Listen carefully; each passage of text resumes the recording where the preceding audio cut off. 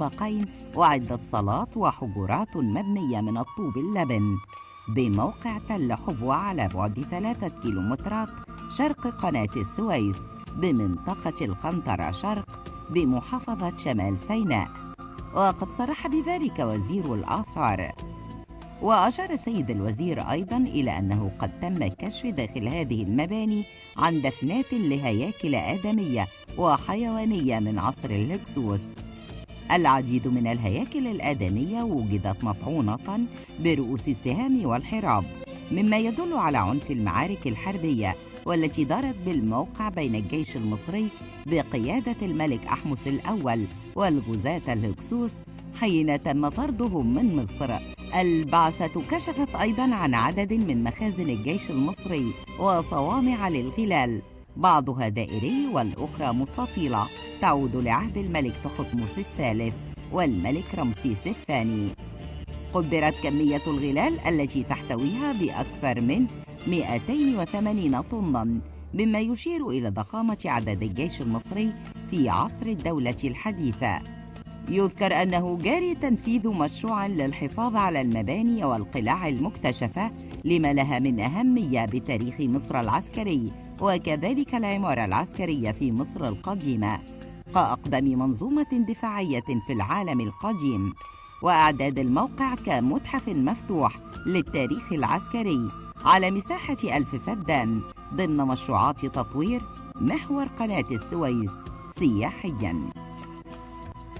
ومن جانبه صرح نائب رئيس قطاع الآثار المصرية ورئيس بعثة الحفائر بشمال سيناء أنه قد تم الكشف عن بقايا حريق ضخم للعديد من المباني احترقت بالمدينة أثناء المعركة، مما يؤكد ما جاء في بردية رايند بالمتحف البريطاني بأن ملك مصر أحمس الأول قام بالهجوم على قلعة ثارو بتل حبوة ودفع المدينة، وحاصر بعد ذلك عاصمة الهكسوس أفاريس بمحافظة الشرقية، مشيرا إلى أنه قد تم كشف من قبل عن المنظومة الدفاعية المصرية الكاملة للجيش المصري بشمال سيناء في عصر الأسرة 18 والأسرة 19 من عصر الدولة الحديثة لحماية مدخل مصر الشرقي.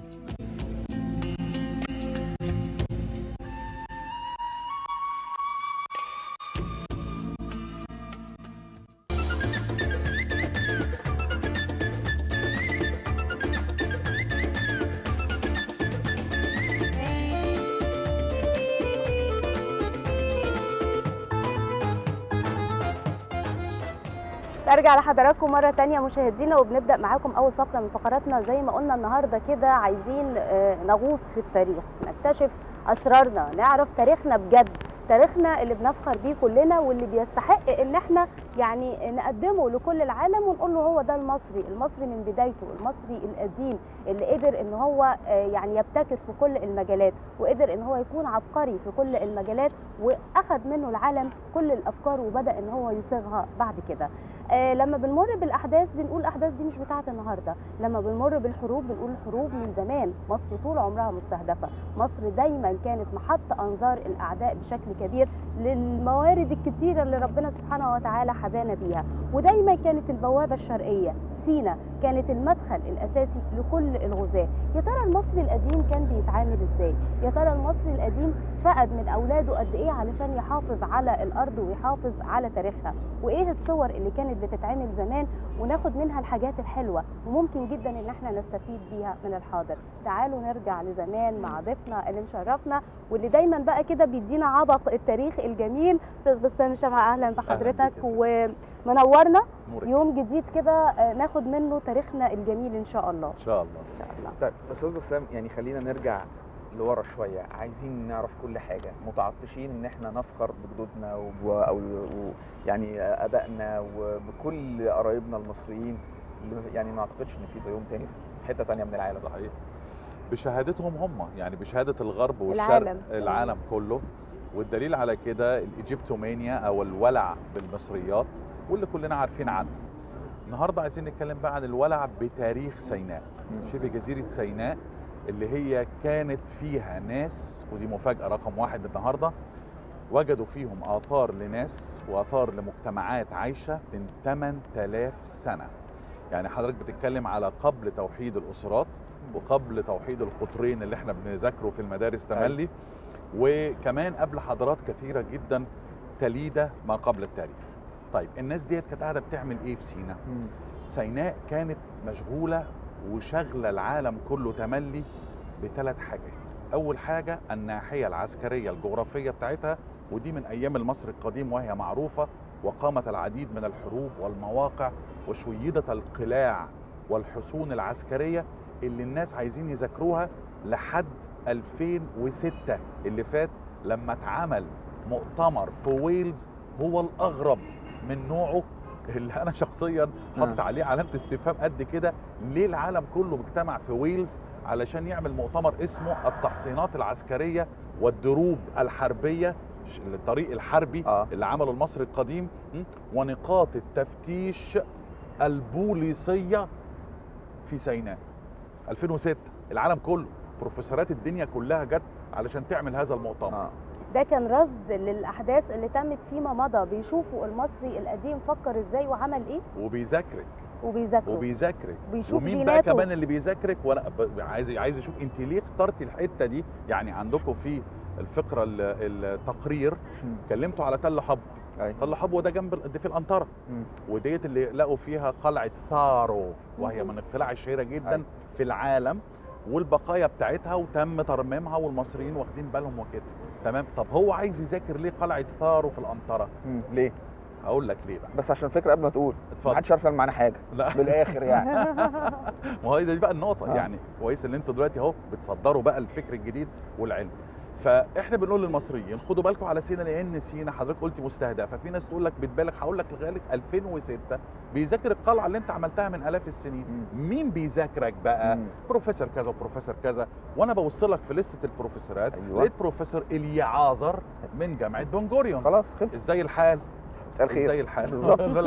فاذا الاستهداف مش مبالغه، ومش فكره ان احنا عايزين نعمل نظريه لا، نظريه المؤامره، حقيقه المؤامره شغاله. فانت لازم تحط عينيك وسط راسك يا مصر ويا سيناوي. ادي واحده. اتنين، الحاجه الثانيه اللي شغله الدنيا بيها سينا في التاريخ كله، النحاس والتركواز. لانها كانت ارض النحاس وارض التركواز، والتركواز هو الفيروز. فطيب ايه ده؟ لقوا العمال، مجتمعات عماليه، بنتكلم من الاف السنين برضه، مجتمعات عماليه قاعده بتشتغل بتطلع التركواز وبتطلع النحاس على مدار تاريخنا القديم. من المجاميع دي في 1904 و1905 تم دراسه واحد جاي اسمه فلاندرز بيتري، ده راجل انجليزي وواحد من التوب 5 في تاريخ دراسه علم المصريات الاجنبي. الراجل ده فلاندرز بيتري ده لف سينا، واذ به يفاجئ هو والعلماء من بعده بحاجه اغرب من الخيال في سيناء. لقوا حاجه غريبه من الرموز الكتابيه منحوته على الصخر. يبقى مش مهم، احنا ما بنتكلمش بقى معبد هنا، ما بنتكلمش مقبره، لا ده احنا بنتكلم ناس بتنحت على صخر، على جبل، على صخر، على اي حاجه. جبل زي حجر رشيد لما مثلا لوحه رشيد دي مثلا ده قرار من الكهنه السياسيين بتوع المعبد اللي هم يعملوه. انما الرموز دي متنطوره حضرتك، هنا رمزين بطريقه عشوائيه، هنا 6، واشكالهم غريبه ورموز غريبه. قعدوا يذاكروهم سنين علشان يطلعوا ايه ده. لقوا حوالي 23 رمز كلهم على بعض، نصهم تقريبا شبه الهيروغليفي وجاي من الهيروغليفي، فهمنا دي. وقالوا انها بترجع لل 1500، وفي ناس تاني قال 2000 قبل الميلاد. الباقي ايه بقى؟ الباقي قعدوا يذاكروه مش عارفين، لحد لما في الاخر خالص اكتشفوا ان ربما باقي هذه الرموز ما هي الا حاجه اطلقوا عليها الكتابات السينائيه المبكره. بروتو ساينا، افتح اي حاجه في الدنيا على النت اكتب بروتو سايناتيك سكريبت هتلاقي الدنيا مقلوبه. ده الكلام ده من اوائل القرن العشرين. كويس. طيب ايه البروتو سايناتيك سكريبت؟ قال لك دي كتابه كان بيكتبها العمال والناس اللي شغاله في المحاجر والمجتمعات اللي كانت عايشه، ولقوا بقايا بيوتها ولقوا بقايا افرانها، لان في افران لازم تسيح النحاس. فكمان كان الورش في سيناء، متخيل حاجه انجل تانية خالص، يعني زاويه تانية خالص. الحرف بقى الحرف بتاعت النحاس المشروعات الصغيره اللي بنتكلم عنها النهارده موجوده من زمان قوي. يعني انت لو ترجع تجيب الحاجات ديت تاني وتعمل نحاس تاني في سينا، كان زمانك بقى عندك 2-3 مليون شاب انا هناك ببص للكلام ده برضو من ناحيه تانية خالص. يعني شوف الناس بتدرس اجدادنا، واحنا النهارده بنفصل بعض في الشارع نتخانق مين يعدي الاول بالعربيه، مين مش عارف يعمل ايه. لو رجعنا تاني عايزين نرجع لزمان. شوف ان عين الناس بتدرسنا. طيب واحنا بيذاكرونا واحنا بيقرونا، احنا كمان يعني احنا عارفين التاريخ، لكن انا دايما بقول احنا بس محتاجين ان احنا نهتم شويه، نركز شويه، لان احنا لو مركزين من زمان اكيد كنا فكرنا بطريقه مختلفه جدا. بس ما علينا، خلينا النهارده نركز. استاذ بسام، لا ما علينا ايه؟ لا علينا، لازم نركز. اللي حصل ما احنا مش من دلوقتي هنركز. انا بقول لك خلينا النهارده نركز، ما علينا من اللي فات، خلينا في النهارده علشان عليك انت مش علينا احنا. لا لازم نركز بجد يا جماعه. مطلوب ان احنا النهارده نستفيد من اخطائنا، مطلوب النهارده ان احنا نعيد التفكير.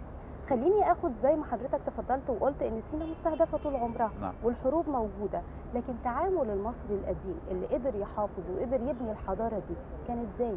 كان بيفكر باي طريقه علشان يفضل شامخ ويفضل واقف ويفضل يقول للعالم انا المصري. اولا خلينا نغير جمله تملي بنقولها، فاكره ايام ابو سنبل لما قلت لكم عايزين نغير تعامد الشمس الى نفاذ اشعه الشمس، عشان التعامد ده لا هي الشمس بتخش كده. تعالى نغير حاجه ثانيه في موروثنا تملي بنستخدمها في سيناء، الا وهي بوابه مصر الشرقيه. خلينا نشيل كلمه بوابه اللي انا مش عاجباني دي، لان البوابه معناها انه في باب بيتفتح وباب بيتقفل، وفي ناس رايحه وفي ناس جايه. خلاص ما هوش معبر يعني. خلينا مش معبر، صح. احنا هنسميها خط الدفاع الأول. ايوه، لان انت عندك كل التاريخ بتاع الاسيويين معاك وحروبك ايام تحتمس الثالث كانوا بيخشوا العظماء دول كلهم كان شغال. طيب تعال اقول لك هناك في سينا بقى المصري القديم عمل ايه؟ اول درب عسكري في التاريخ اسمه طريق حر الحربي. حر الهيروغليفي بتاع حورس في اليوناني، يبقى هو طريق حورس الحرب. ايه بقى ده؟ ده طريق هو الاول من نوعه، اختراع مصر قديم. ليه الجيش يروح من الف لباء من المعسكر ده للمعسكر ده من غير ما يحصل له اي نوع من انواع التضحيات في الطريق؟ يعني مثلا وانت بتعمل الطريق ده خد بالك ابيار المياه لازم تبقى على الجوانب، فده راجل مش بيعمل طريق كده وخلاص، ده مش بيعمل درب، لا في هندسه، في هندسه وفي علم جيولوجيا طبيعه الارض. طبعا طبيعه الارض عشان تعرفي اذا كانت الارض دي فيها ميه ولا لا، عشان لما تيجي تقف الحصانه بتاعتك والحمير والبغال والجنود عايزين يشربوا ميه. فدي واحده. 2 زي ما اتفقنا القلاع. 3 وده المهم بقى، طول ما انت ماشي بتأرخ للمعارك دي، فلقينا تأريخ من زمان جدا على الناس، فلما جم ذكروا النصوص ومنها الكتابات السينائيه المبكره لقوا فيها حاجه عجيبه قوي. لقوا ان هي مؤثره، ربما تكون اثرت في الفينيقيه. وتقول لي وانت بتقول الفينيقيه اللي هي لبنان كده، بتقول فينيقيه وانت بتزق عليها 500 خط ليه؟ لان الفينيقيه هي اللي اثرت في اللاتينيه واليونانيه، وبالتالي الانجليزي والفرنساوي والالماني بتاع اوروبا سينا هي اللي علمتهم. متاثر بده. انت متخيله تحطي ده في بوستر وتطلعي امريكا وتنشطي سياحه وتقول لهم تعالوا اتفرجوا يا سياح في سينا على السكريبت او النصوص السينائيه القديمه اللي علمتكم انجليزي؟ اهو ما احنا بنتكلم اهو. ادي 1. 2 معبد سرابيط الخادم.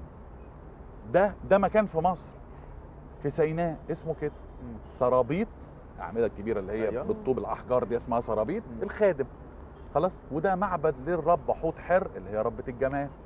ربة الجمال كانت ربة الفيروز، التركواز اللي من سينا اللي من بلدنا، اللي هي ربة سينا المصريين. كويس كده. تعالى بقى تاني.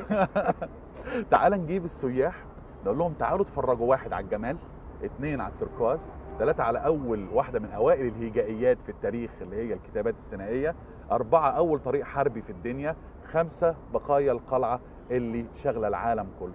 5 بوابات لو تحب، هي دي بقى البوابات للسياحه السينائيه. ده غير الجانب الديني، ده غير يعني بقى بقى الجانب الديني اللي احنا بنتكلم يعني فاهم يعني سانت كاترين وكده مفهوم، لكن انا بديك الجديد ايه؟ موارد.